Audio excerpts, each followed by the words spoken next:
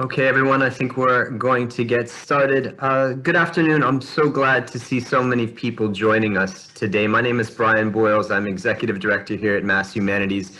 This is In Residence, a conversation series that we've been having almost every week with leaders in the humanities who we talk to right here in Massachusetts, but also from folks all around the world. And I'm really looking forward today to a conversation about history, about how we reckon with it, and what it means in the present to dig deep into the past and to let new voices surface.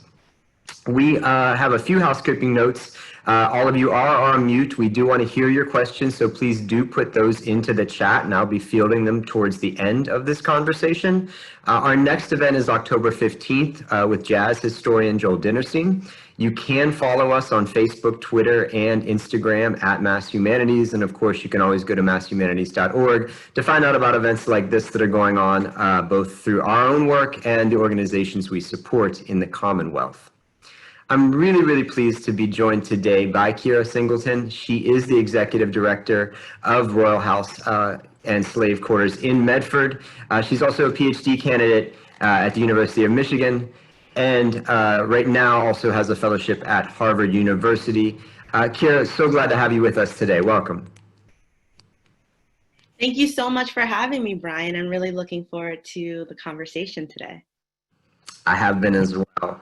So to start things off, we have quite a bit I think we can cover, and we've been talking this week, which has been really good. I think in the line of work that we're in, public history, public humanities, all of us are looking for ways to get more people involved in the work that we do, and particularly early in their lives. And I think it's always good to look internally and say, you know, what was the book or the experience or the person that, looking back from where you are now, you think, oh, that really was the spark. That was the thing that opened my mind to why history and the humanities are important in my life and also in my world. So I did give you this one in advance, and I think all of us struggle to just say one, but, you know, anything that comes to mind for you when you think about the beginning. Okay, it is very hard to choose just one, but I'm going to do my best. So the thing that comes to mind for me is that I'm from New Jersey, and every summer I grew up going to Baltimore and going to the harbor with my family to kind of have seafood, but also to do kind of a cultural tour. And one of those summers, my aunt took me to the National Great Blacks and Wax Museum in Baltimore. And it was the first time that I had been to a museum that had these, you know, larger than life Black people in wax, you know, wax figures. But when you go into the museum, and I haven't been there in so long, so I don't know if it's still there, but there was a part of the museum where you could go, you go in, and they simulate a slave ship. And you go through, and there are all of these different scenes of enslavement. And I remember as a child being a little scared, but also becoming pretty curious about the history of slavery and how we tell the history of slavery and how we represent it in space. And for me, that kind of led me down a path to thinking about kind of how do we talk about these moments in history that may be hard, uncomfortable, but that are really important to represent and really important to know. And funny enough, I ended up studying, Baltimore is a place that I study in my dissertation, and I really think about this kind of defining moment for me to learn that history, to be shocked by that history, but then, you know, throughout my schooling to come back to the history of enslavement, whether it was when I was an undergrad, graduate school, and now through my work at the Royall House and Slave Quarters. And I know it's just one, but if I can just have a quick second, there are also the recordings from Parchman Farm, the Mississippi Penitentiary. And I remember the first time hearing "No More, My Lord," which was, you know, sang by women who were working on the farm, you know, and, you know, incarcerated and doing this hard labor, and remember thinking, whoa, like, I can't believe that this piece of history exists. And kind of thinking about the ways in which so many aspects aspects of enslavement and carcerality are, all around us. And to have, certain archival documents and materials that we can work with that we think we'll never find in the archive really, really kind of pushes me to think about how do we work with these documents, in a public way. So I hear you on archival work, and I think I really want to hear more about the work that's been done at Royall House. I did want to say we have family in Baltimore, and I went to the Wax Museum, I think I was probably 20, 22, and we each have our own perspectives, but I remember thinking what an unflinching presentation it was. Yeah. I won't date myself, but it was a few decades ago, and it really was not common to see that kind of really, I think, necessarily uncomfortable presentation of slavery. So that's certainly a place I could see that would launch a career and a new perspective. For Royall House, there has been this reckoning that has been going on, really it sounds like for more like 15 years, and you are the latest person to, I think, carry that forward, and you certainly have a vision for that. Can you talk a little bit, though, about what changes over the years have taken place at Royall House to make possible the kind of reckoning that we're talking about? Yes, that's such a great question. And I think that there's been a long history of people at the Royall House and slave quarters really pushing to tell the history of slavery and to do it in the best way, in the right way. And so around 2005, we had kind of a new strategic plan that was launched. And with that, we added slave quarters to the name. And that was led by our co-president, Peter Gittleman. He had been really pushing for the museum to talk more about the history of slavery and really to reckon with the enslaved people who were once enslaved on the site. Then around 1999, we had an archaeological dig that was done in partnership with Boston University. And that led to a lot of the reinterpretation of the site because we were able to uncover different artifacts that then were incorporated into the narrative of how we tell the history of slavery at the museum. And so some of those artifacts that were unearthed were, really, really important to thinking about how do you represent the interiority of people who were enslaved. There's so much that you can never know, but when you have these amazing artifacts that you find, you can begin to tell a story. And so we were able to unearth game tiles that were fashioned out of, game pieces that were fashioned out of old tiles, smoking pipes, different religious artifacts that allowed us to think about the way in which enslaved people created their own worlds while in the midst of, enslavement, where they found leisure, how they found time, to enjoy themselves, whether it's they're playing games, whether they're, smoking after, their forced labor for the day, whether they're still practicing religions that came with them from West Africa and the Caribbean. So that was really, really important for us. It allowed us to think about the interiority. It allowed us to think about the ways in which enslaved people have resistance while enslaved, how they resist, and also their agency. Another thing that happened with the reinterpretation was that through all of the different inventories and different archival material that we have, we were able to kind of reinterpret certain spaces such as the kitchen, and we knew that enslaved people had been sleeping there, so putting beds and pillows in the kitchen so that when people come through the tour they can understand what is actually happening in this space. People are not only cooking in this space, but they're also living in this space, sleeping in this space, and that's really, really important when we talk about kind of how the different spaces on a plantation works. Another thing that I think was really, really important was that, you know, in 2015, there was a new comprehensive database of Massachusetts anti-slavery petitions. And that allowed us to find out more information about Belinda Sutton, who was enslaved by the Royals and actually petitioned to receive a pension from the royal estate after Isaac Royall Jr. Died. And so with that new database, we found that she had petitioned, you know, several times over the course of, you know, 10 years. And originally we only had the first petition that happened in 1783. So I think that those are some of the major ways that we've been able to kind of reinterpret the site. And that was really led by, you know, the team that existed before me, and many of whom are still on our board of directors today. I recently read a piece by Annette Gordon-Reed about the gaps in the archives and what historians have to do in order to show the lives of enslaved people. And it certainly seems that, you know, especially if there's going to be more understanding of this history, people do need to be able to say, you know, beyond the term enslaved person, there is someone who was cooking, there is someone that was a parent, there is someone who was playing a game or worshiping.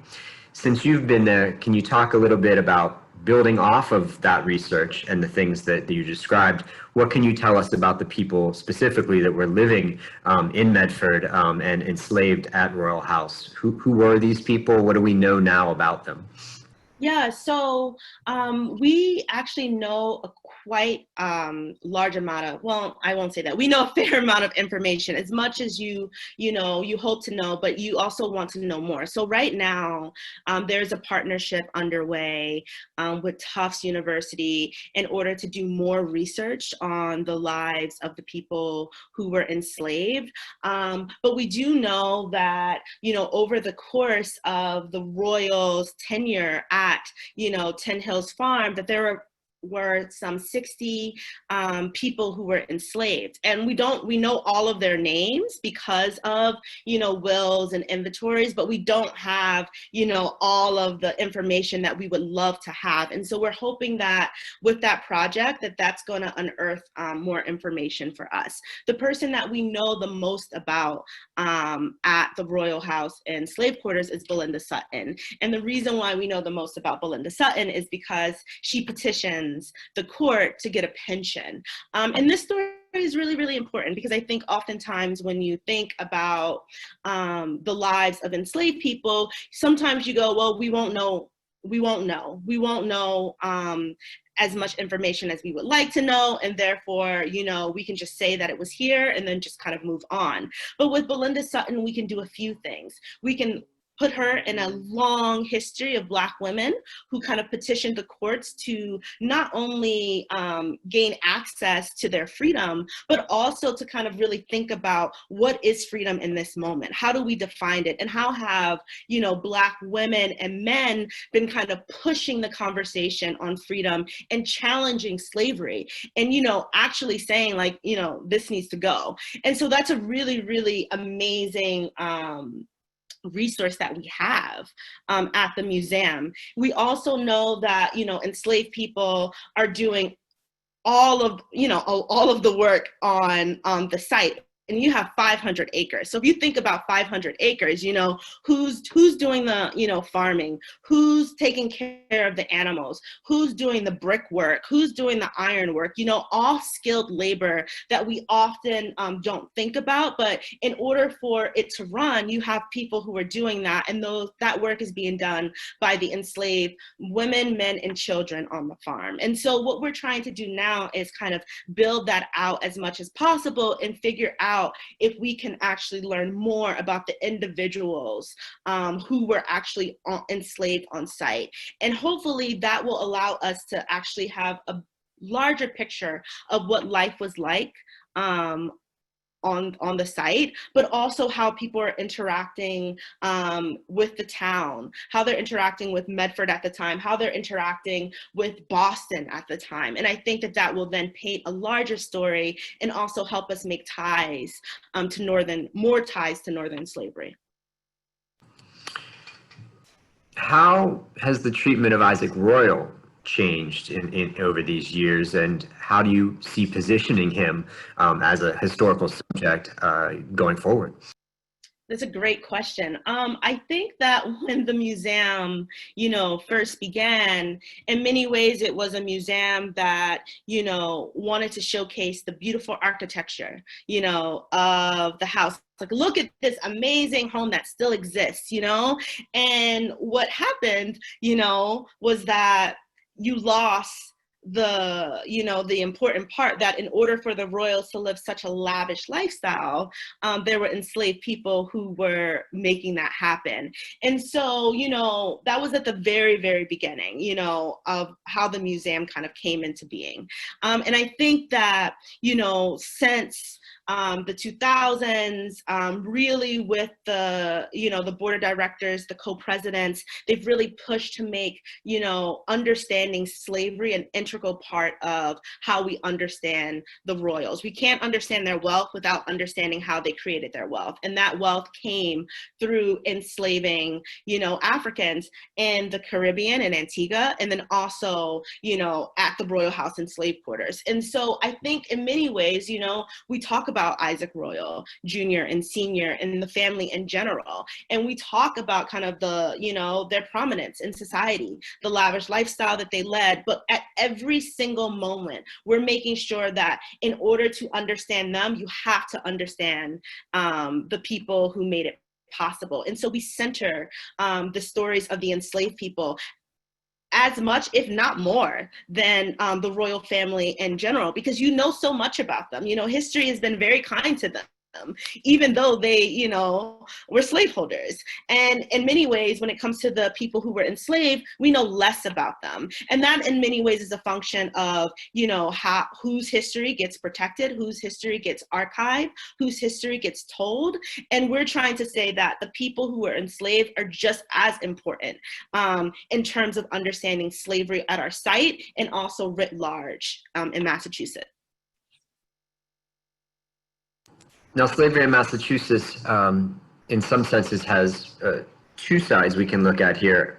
Enslaved people actually in Massachusetts, but also the role of Boston and Massachusetts in the larger northern slave trade. And that seems to be something that can sometimes be subsumed, and not seen easily. And in a new book by Mark Peterson about Boston, his central thesis is that Boston's collaboration and compromises with slavery undo it in many ways, the home of freedom.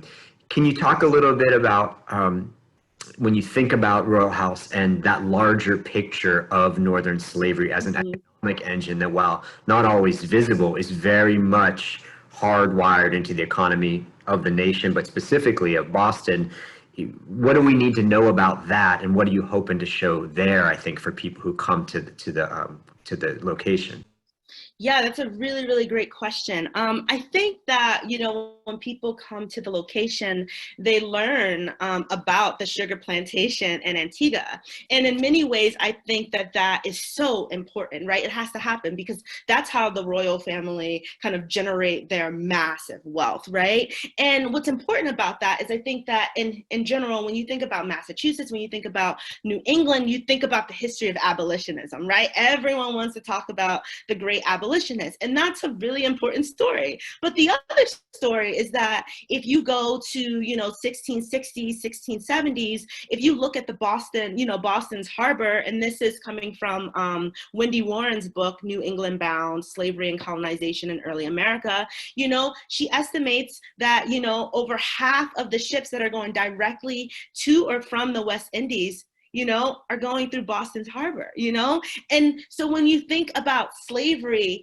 in the area, it is not just something that kind of happened. No, it was integral to society. It was integral to the economy, And so there's no way that you can divorce the two, Abolitionists have to have a reason to want to, abolish things in many ways, And so it's so interesting how the story kind of gets disconnected.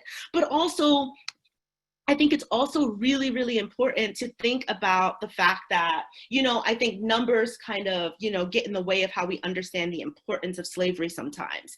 Jared Hardesty has an amazing book, Black Lives, Native Lands, White Worlds. And, he makes the argument that while, only 4% of New England's population writ large, close to the American Revolution was comprised of enslaved people, when you actually go, when you focus in a little bit more and you look at Boston in particular, that number jumps to 12%. When you look at a place like, Rhode Island, that number jumps to 25%, right? And so it's really important that we think about, the towns and the cities in particular, and not always just the larger region, because that kind of obscures what we think we know about enslavement. But also really important is that the trade in the West Indies is so important to New England, its economy. And when you think about how land was taken from indigenous people, right, it was to also fuel the trade in the West Indies.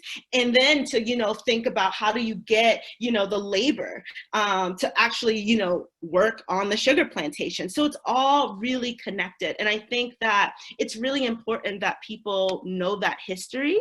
It's really important that we stop thinking about Massachusetts as only a bastion of, freedom and abolitionism. I think we have to be honest about slavery's connection, and we have to really talk about the economic success of the region and how it was tied to the history of slavery and the slave trade. And we know that that wealth is carried through for generations. Exactly. Legacy has carried through, and that's why it's so important that we take accountability around this history. I know that you all have been closed because of the pandemic since you arrived. When you look ahead, for the person who comes and puts a hand up and says, that's too much, or that's not the story I want to know, or the person that refuses to come, what's the case? That's a good question. That's a hard question. Because in many ways, I think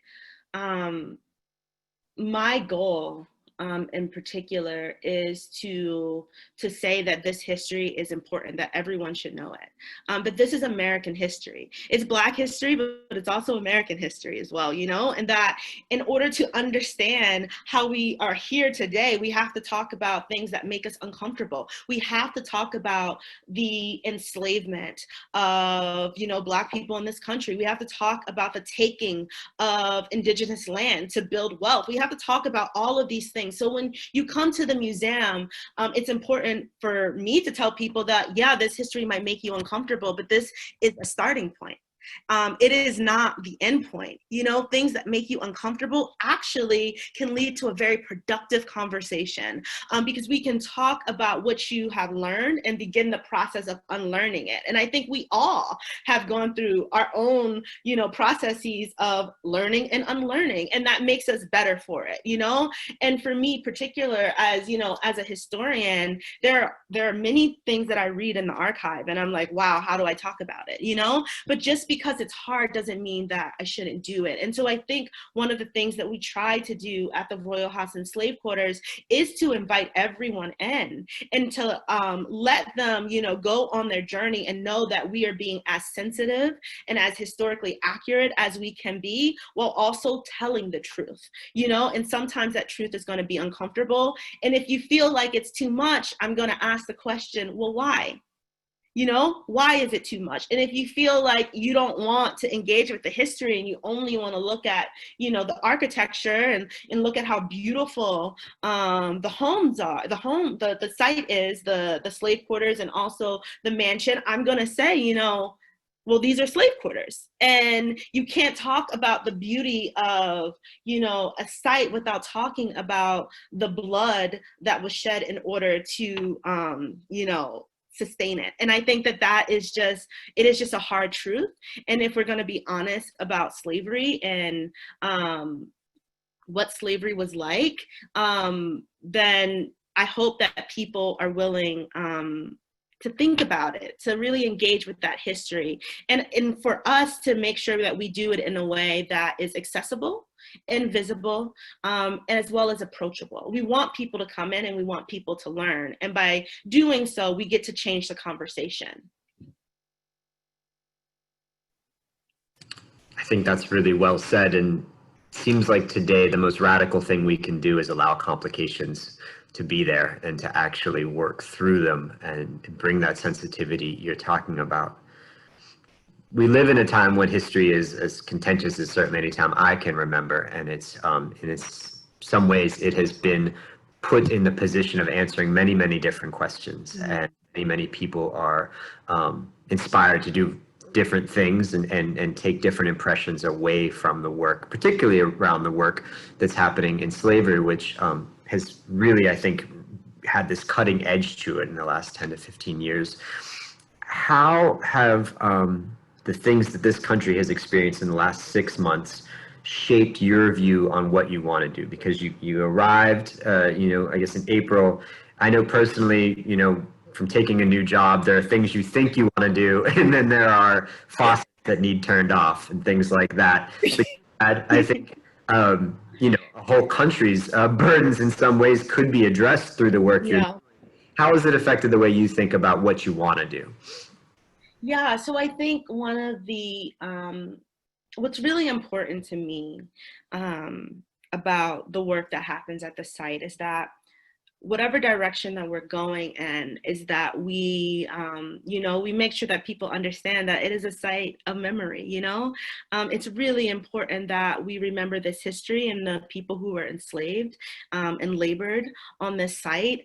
And also when we think about how the history of enslavement impacts us today, that we can think through these really difficult moments, right? That as a museum, that we can help our communities reckon with this moment. When we talk about mass incarceration, when we talk about, police brutality, right? Police violence, when we talk about the long history of, Black people who have been, kept out of, schools, kept out of, receiving health care, right? When we think about the pandemic right now, when we think about the fact that we are not only, living in a time that racism is a public health, crisis, but also you have COVID at the same time happening, and you have police violence, which is also a public health crisis. That how do we talk about these things while not saying that this is the first time that they've happened? I think that I am committed to thinking about the long history of all of these factors when it comes to, the last 6 months, and really trying to situate that, and understanding that this historical moment, while new, right, while there are still people who are protesting in many states right now, even though the news is not necessarily showing that, right, that there's a long history to that. And for me, beginning with the history of slavery can help us understand how we got here. And it's not to say that there's a linear path. It's not to say that what was happening in 1780 is the same thing that was happening in 1845, or it's the same thing that was happening in 1960, or it's the same thing as happening today. But we can learn from the past to think about our present, but also to think about how to build a better future. And so for me, it's important to talk about the historical legacies of slavery, because we can talk about, as amazing scholar Sadia Hartman says, the afterlives of slavery, and what are the different manifestations that happen after slavery is abolished, and how do we think through those? And so I think as a museum, we're thinking about how to incorporate those afterlives of slavery and really making it central to how we do our work, and really connecting to what is happening today. Because we can't say that, we care about, Black lives in the 18th and 19th century and not care about Black lives, today. And so I think everyone at our board is very, very very committed to making those connections, you know, for the different people who come through our museum who might ask us, well, okay, this matters in, you know, the 18th century, but what about what I'm going through today? So we should be able to have an answer to that. And the answer to that is to say, we're going to do programming about mass incarceration. We're going to do programming, you know, about health disparities. We're going to do programming about what is impacting Black communities and communities of color today, because that matters, you know. Our job as a museum is to help our communities talk through this moment, to think about this moment, and to hopefully provide a space in which we can learn about this moment together. Right now we're talking virtually. You're at your home, and programming is freeing us up to do a lot of this, but you're also at your home because there's physical work going on the buildings. The vision ends up manifesting itself through that building and the way that it is kept up. You had a successful crowdsourcing fund drive recently. Can you tell me about the state physically of Royall House and the things that actually need to be done? Because we have a great audience here, and I do want people to know that there are ways to support you in this work. And I imagine a lot of that has to do with the physical condition of the building. Yes, so we've had a few projects that have been underway since I started. When I started, we were in the middle of a window restoration project, which is almost complete. And basically all of the windows at the site have been replaced so that, you know, we can, you know, keep them up and also make sure that the house is protected. With that, we had a brick restoration project that also happened in the summer. And what was really important about that is that, as you know, with a lot of, you know, historic sites, there's a lot of upkeep that happens. The brick needs to be, you know, paid attention to and replaced every 10 or 20 years so that the walls don't collapse.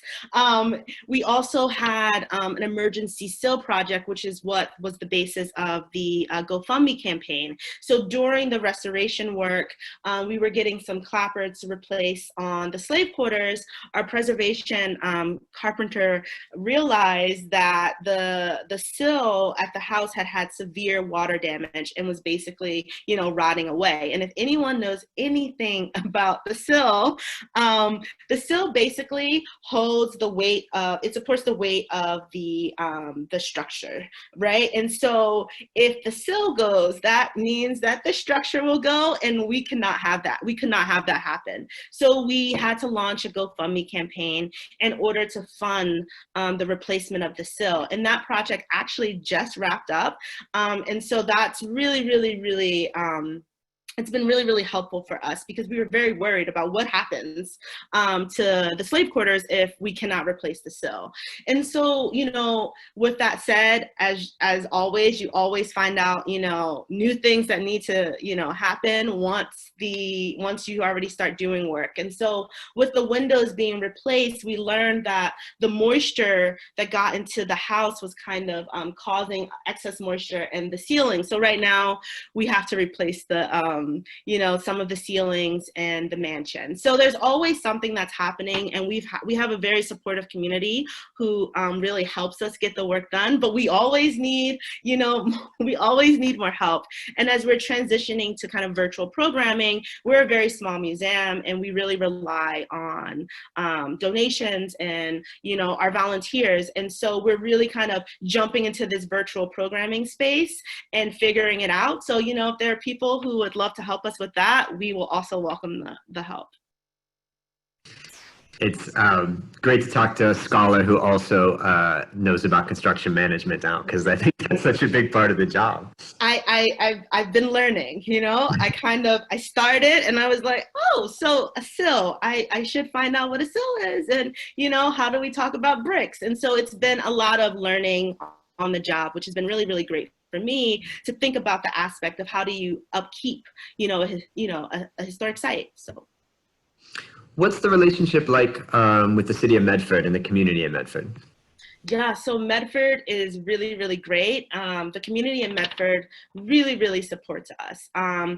We have a lot of people who live in Medford who volunteer and help us do a lot of different things on site. A lot of people have reached out in the last few months to say, how can we help? How can we get involved? And so really, we like to say that, our community really does support us, and that without them, we would be in a whole world of trouble, because usually the first people that step up when we have an issue are, the local community members. And so it is a very, very supportive community, and I look forward to kind of, building that out even more. So there are lots of questions I want to keep asking, but we have actually some really good ones in the queue right now. So I'm going to turn there and just remind everybody that if you do have questions for Kyera, please put them in the chat, and I'll do my best to synthesize and put them forward. And as always, posing them in a question is helpful to us. This is a really good one. Do you have any advice for an organization that is trying to reckon with its connection with slavery, but doesn't have the definitive historical evidence of the presence of enslaved people at the site? So as I'm hearing that, I think they suspect there's a connection. How do you begin that work? And you mentioned databases that are available now, and certainly digital humanities has had a lot to do, I think, with the way that the history of enslaved people has evolved. But if you were to start an organization that had a hunch, some tips you might have. Yeah, so some tips that I might have would be kind of thinking about, okay, so who lived on the site, and starting if there are any papers from whoever lived on the site, kind of starting there first, going to whatever historic site in historical libraries, archives in your town, trying to figure out where there are papers.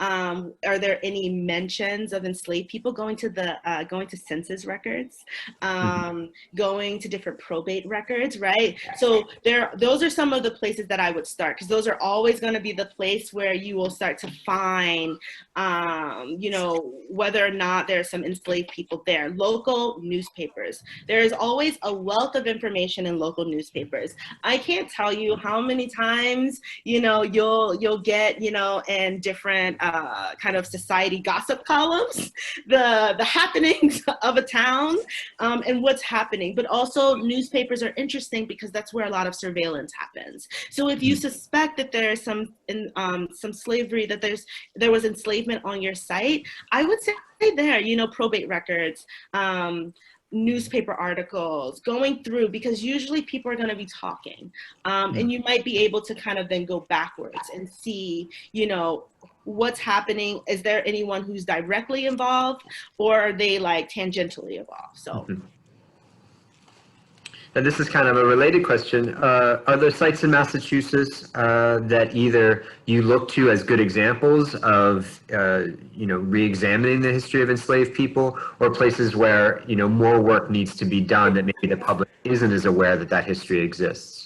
Yeah, so there's a lot of good work that's happening in Massachusetts right now. Old North has been doing really, really great work. You have the Longfellow House, which is doing really, really great work. And you have like a commitment from a lot of different universities and organizations that are really committed to helping sites do this work.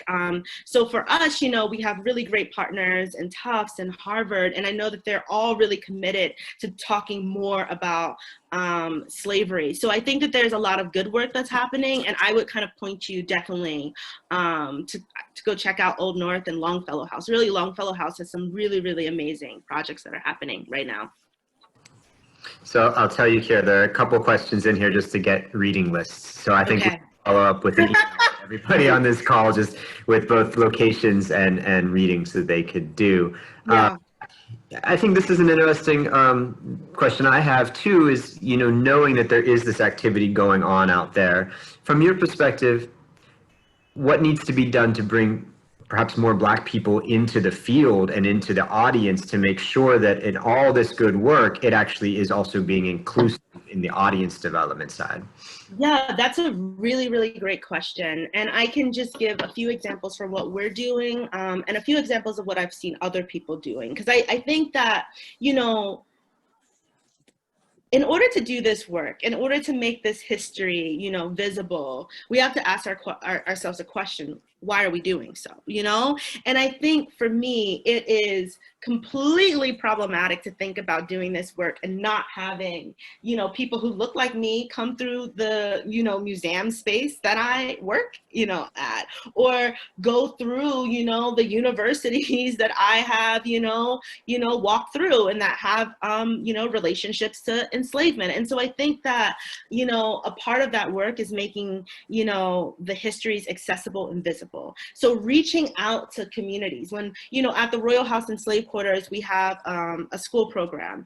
And one of the things that we do is our education coordinator goes into schools and she does presentations about the history of slavery in the North and the Royall House and Slave Quarters. And then, you know, many students, particularly in Medford, they come through our site and they learn about this history. And one of the things that we're committed to doing, right, is that it's in this time of, you know, COVID, where we actually cannot do tours, it's really thinking about how do we reach out to the school groups that, you know, do not come to our site? How can we reach out to communities who have not been as frequent as visitors, right? It gives us an interesting opportunity right now. You can do some of that work, is to do this outreach and to say, hey, let's look at all of the amazing people that are coming to our site. Who would we like to see more of? You know, how do we reach out to them? How do we make it more accessible and more visible? You know, how do we, you know, expand this history? Also thinking about working in collaboration with different groups. Who are the orgs, you know, in your towns who are doing interesting work on racism and oppression today, right? Who's doing really good work on voting rights, on mass incarceration? How can you collaborate with them, right? And tap into an audience that may not have been aware of you before, but because of the parallels between the history and the current day, you know, activism, that you can build new communities and have new outreach. And so I think that it is about being, you know, imagining new collaborations, thinking creatively about how to collaborate with different people and different organizations. But it's also about kind of building up social media, building up programming, so that you can reach a larger and wider and more diverse audience, so that people who already care about these issues can see an event on Facebook or on Twitter, or, you know, and say, hey, I've never heard about them, let me check them out.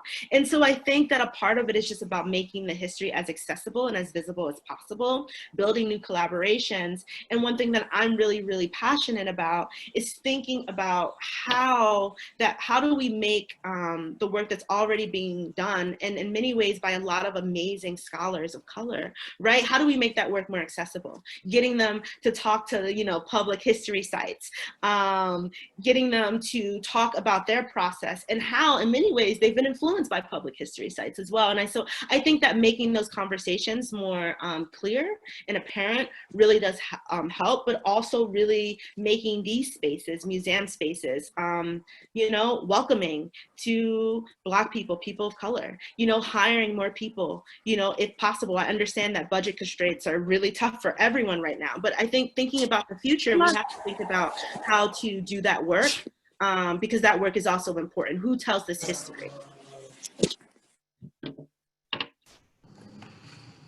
Another good question. Have you been able to trace living residents of the enslaved people who are at Royall House? So I think that is something that we're really invested in. People have written to us to say, hey, I think we're a descendant, but we haven't really done like a big project around that. And that's something that I think we would definitely be interested in doing more of in the future, is trying to, you know, connect with some of the people who have written to us to really do some of that work. This is another great question. We mentioned a little earlier the role of Boston and of Northern slavery in a larger slave trade. Mm-hmm. The connections between Massachusetts and the Caribbean, I think the question is, you know, what were they historically? But I think it's also interesting to think about it, and maybe you've seen this since you've been on. Are there connections going on between sites in different locations of the Atlantic world and the slave trade? And is there, you know, possibility, I think, for that kind of global look in the present, because there are so many different dots to connect in this history? So one I think just what the connection with the Caribbean is, and then two, presently, are there connections institutionally? Yeah, so that's a really, really great question. And so when we think about the history of Massachusetts, right, we have to think about the, triangle trade. We think about rum, we think about sugar, we think about the trading of, enslaved people in order to kind of, bolster the triangular trade. And so when we think about Massachusetts, that is the exact trade that they are participating in, right? Rum, sugar, enslaved people, right?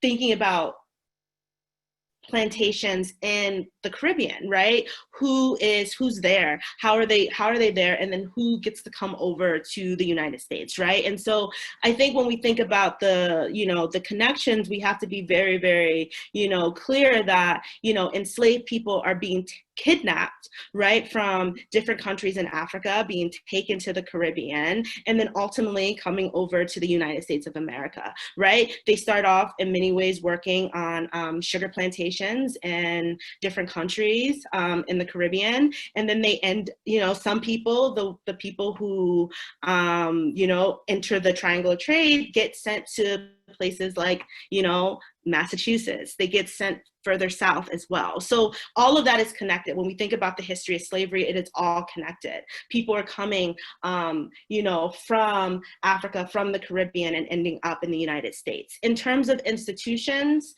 and that work that's being done, so there are a lot of amazing, I think, projects that are happening right now.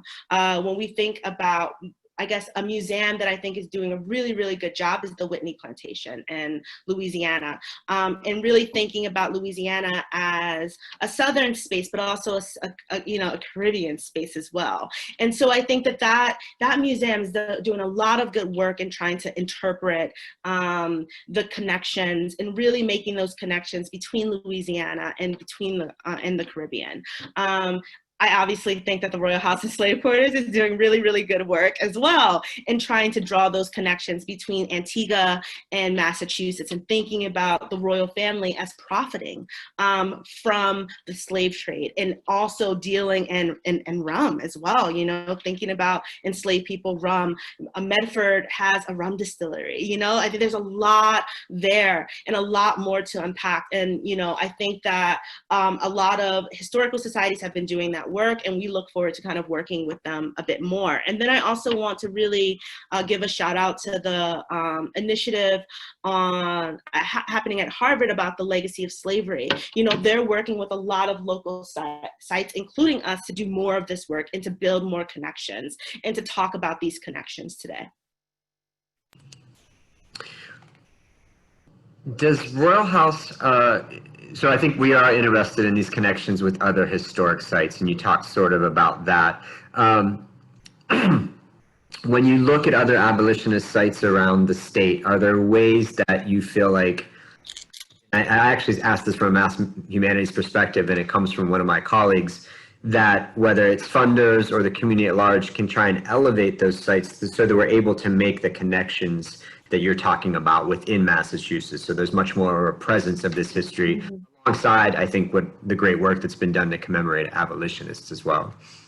Yeah, that's a really good question. Yes, I think so. I think one of the interesting things that I think being in this virtual space has allowed is for different sites to work together in ways that you couldn't in the past, mostly because of timing, because of programming, because of tours, all of these different things.